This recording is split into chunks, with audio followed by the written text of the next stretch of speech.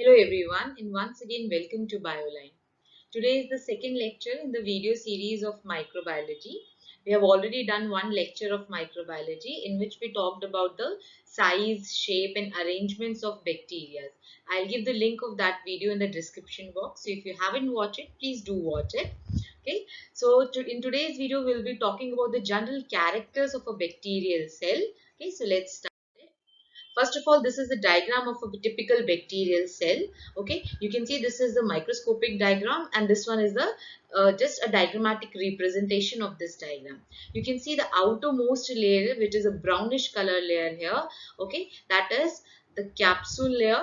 Internal to that, you can see the dark brown color layer, this one. This layer is the major layer which help in the rigidity of this the cell, that is the cell wall, and the internal one, the most internal one, is the yellow color layer known as the plasma membrane. So we can see the bacterial cell generally will have three layers. The outermost will be the capsule or slime layer that we will discuss in the further videos. Then we have the cell wall and we have the innermost layer, that is the plasma membrane layer. So within this plasma membrane layer we have the cytoplasm, and that cytoplasm is filled with the, you can see this purple color material. So what this purple color material is actually the nucleoid which contain the DNA. Okay, you can see here the nucleus is absent here. Instead, the chromosome, or we can say the DNA, is lying freely in the cytoplasm, and the space surrounding that, it is known as a nucleoid. Apart from that, we can see small granular structures in this cell, and these granular structures are the ribosomes. Okay, apart from that, you can see some extra chromosomal DNA is present in some kind of bacteria, which will give some other advantage to the bacterial cell, which is known as plasmids. Okay, apart from that, you can see on the capsule we have some hair-like appendages known as fimbriae, which help in the attachment of the bacteria to a particular surface. Okay, then we have the tail-like appearance having structures known as flagella, which help in the movement of the bacteria. And then we have a special structures known as pili, or pili is the plural word, pilus is a singular word. Okay, this is the special structure which help in the process of conjugations. Okay, so this is a general diagram of a structure. You can see there are some inclusion bodies also in the bacterial cell. Okay, very clearly it can be seen that a bacterial cell is called a prokaryotic cell. Okay, and the reason for that is that it is having a very primitive type of nucleus, which is actually not at all a nucleus. It is just a DNA lying freely in the cytoplasm, and the material is called, and the whole area is exactly called as a nucleoid. Okay, and you can see the organization of the cell is also of very primitive type. There are no well advanced cell organelles present even here. Okay, so let's talk about the general characters of these first. Okay, so first of all, see, the bacteria are omnipresent, or if we can say that they are ubiquitous in nature. Ubiquitous in nature means they are present everywhere. Okay, they are present in the soil, air, water. Even they are present in the Antarctic regions where the temperature is very much low, and even they are present in the hot spring regions where the temperature is very much high. So they are omnipresent. They are present even within the body and outside of the body of an organism. Fine, definitely the prokaryotes are the bacteria are unicellular and prokaryotic organisms. Fine, we have just seen about the general structure of a prokaryotic cell. Apart from that, they bear a rigid cell wall, okay, outside of plasma membrane that we saw in the previous diagram, and in this case the cell wall will be made up of a special component known as peptidoglycan. Peptidoglycan, or we can also call it as murin. Okay, so this we have to remember that the major component of the cell wall in the bacteria is peptidoglycan or murin. Fine, and if we talk about their nutrition, we can see the bacteria can be autotrophic or heterotrophic. When I say autotrophic, that means the bacteria, they utilize inorganic substances. Okay, these some bacteria will utilize inorganic material to prepare their food, or to prepare their own body mass, and utilize this organic material as a source of, to produce the source of energy within them. And some of them can be heterotrophic, that means they will utilize the organic matter as a source of energy or as a source of carbon to build up their own biomass. Okay, so they can be autotrophic or they can be heterotrophic, both in the nature. Apart from that, these bacteria lack true chlorophyll. There is no true chlorophyll as it is present in the case of the plant. Okay, but we have some photosynthetic bacteria also, and in that case, the capturing of the light will be performed by a special type of bacteria known as bacteriochlorophyll. Okay, so which this bacteriochlorophyll will capture the light and initiate the photosynthesis reaction in the case of photosynthetic bacteria, for example, like in the case of cyanobacteria. Okay, the next point that we have already discussed it, that the major component of the bacterial cell wall is peptidoglycan or it is murin. Okay, we also saw in the diagram that bacteria lack most of the well-defined cell organelles are absent in the case of the bacteria, but it has a ribosome there, and the type of the ribosome is 70S. Okay, we all know that the ribosomes are the protein factories, and definitely even the bacterial cell require protein for its proper functioning. That's why the bacteria have the ribosome, but the type of the ribosome is 70S, and we know in the eukaryotic cell it will be 80S. Okay, so in the prokaryote or a bacteria cell it is 70S. Okay, then we also talked about this, that the bacteria, they lack a true nucleus. That means they don't have any structure which have a proper nuclear membrane or nucleolus within that. Okay, we just now saw in the previous figure that the DNA in the chromosome lies freely in the cytoplasm. Okay, and that genetic material is in the composite, or we can say the space around that total genetic material is known as either the genophore, nucleoid, or incipient nucleus. Okay, these are the multiple names. Okay, you can see in this diagram, you can see here this is a eukaryotic cell. In this eukaryotic cell you can see a very well defined nucleus is present here. Okay, which is having the nuclear envelope, nuclear pore, nucleolus, and within this there lies the chromatin.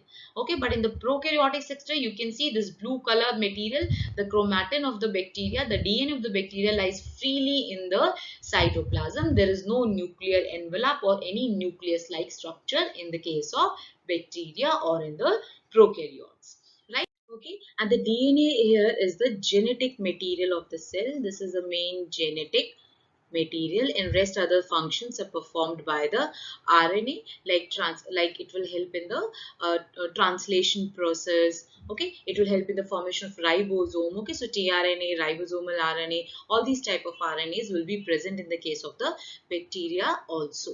Fine. Apart from that, the DNA is in the form of a single circular chromosome. Okay, and that's why the bacterial cell is haploid. But there are some bacteria like Vibrio cholerae. Okay, in that bacteria, just a minute. Okay, Vibrio cholera. Okay, in that bacteria there is the we can say we got the proof that there are more than one chromosome present in the Vibrio cholerae bacteria. Okay, now at some places in the plasma membrane it has some invaginations, okay, or folds which are called mesosomes. Okay, so the plasma membrane of the bacterial cell, it has some invaginations at some places and it folds into these kind of structures, okay, which is known as mesosomes. Fine.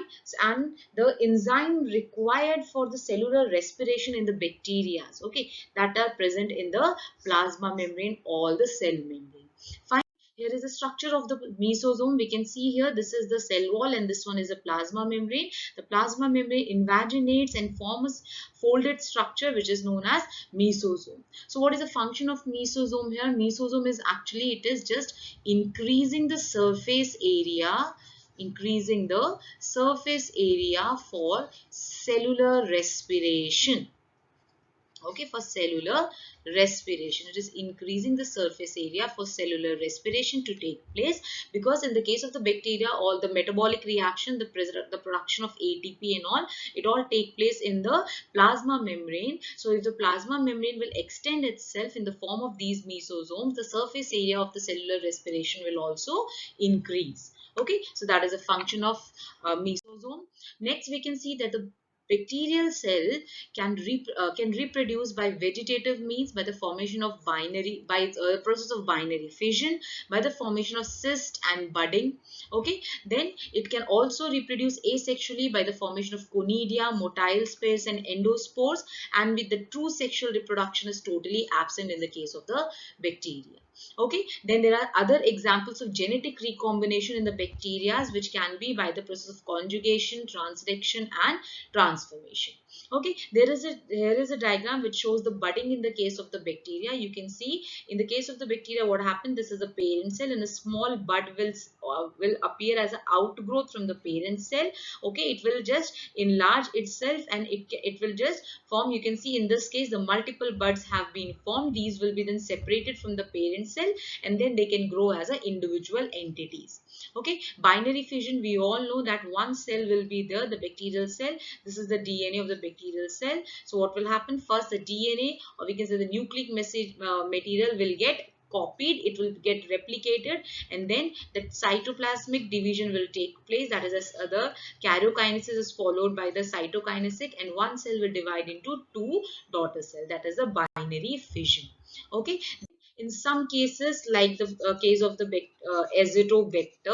azotobacter bacteria, okay, in that cases the reproduction is by the formation of cyst, which is a we can say a structure which is formed of multiple layers. Okay, the multiple layer structure will be formed, that is called cyst. Okay, this is the cyst, and the mode, this is a mode of reproduction in the case of the many bacteria. Example, azotobacter.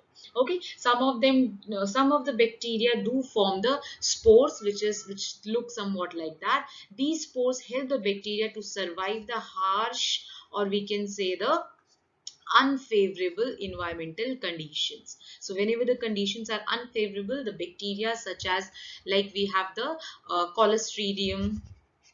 Okay, then we have some Bacillus megaterium, some bacteria, Bacillus megaterium. Okay, some of these are some of the examples of the bacteria which actually reproduce by the spore formation. So in the under the harsh or the unfavorable conditions, these bacteria, the vegetative cell of the bacteria, will convert into a multi-layer structure known as spore.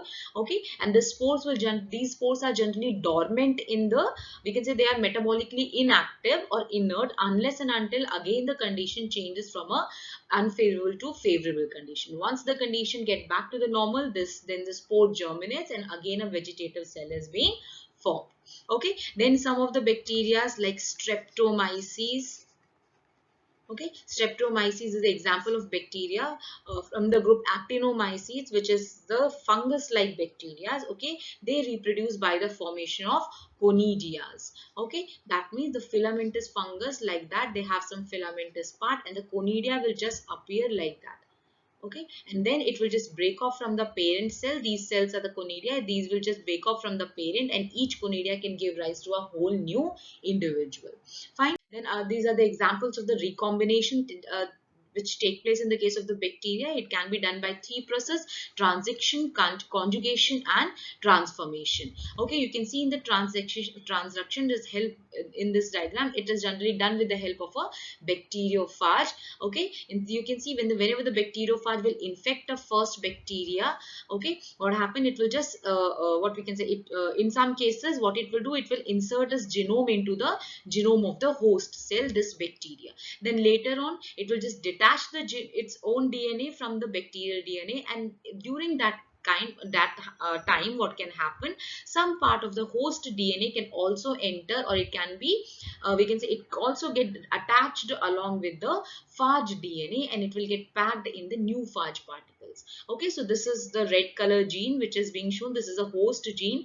Accidentally it will be packed in the packed with the genome of the phage, and when the phage will burst the cell, and it will move out, and it will start infecting the new cell, you can see this red color gene will enter into the second bacteria's genome. So this is an example of recombination. Second, you can see in the case of the conjugation, this takes place with the help of the sex pili. This is the sex pili which is helping in this. Okay, you can see the plasmid of one cell will get transferred with the help of the formation of a cytoplasmic bridge will be formed here. Okay, then the plasmid or the genes from one cell will get transferred to the genes of the another cells. Okay, this is how the recombination can take place. Next is a transformation. What happened in the transformation? If this is a bacteria which is just a dead bacterium, okay, so the genetic material of the dead bacterium will get transferred, or it will get entered into the new bacteria, and it will just incorporate into the host of genome. Okay, so this is the transformation. So these are the three modes by which the recombination process take place in the case of the bacteria. Recombination, the name itself is suggesting that there will be a new combination of the genetic material within the host cell, as you can see in all these three cases. In the first case, the new gene is coming via the bacteriophage, and then a new type of recombination, a new type of genetic material is being created, or we can say the new type of DNA is being created. Why? Because now it has the sequence of the first bacterial cell also. In the second cell also, the plasmid is, earlier it was the plasmid get transferred from the first cell to the another cell, and in the third case, the genetic material of this dead bacterium will enter and then incorporate into the genome of the second bacteria. Fine. So that's all for today's video. Okay, in the next video we will be talking about the structural organization of the cell. Okay, we will talk about the cell wall, the very we can say the very important structure of the bacterial cells. So first we will start with the cell wall. We will study all the details about the cell wall in the next video. Okay, so if you like the video, please hit the like button. Please share the video and subscribe to the channel. Until then, have a good day.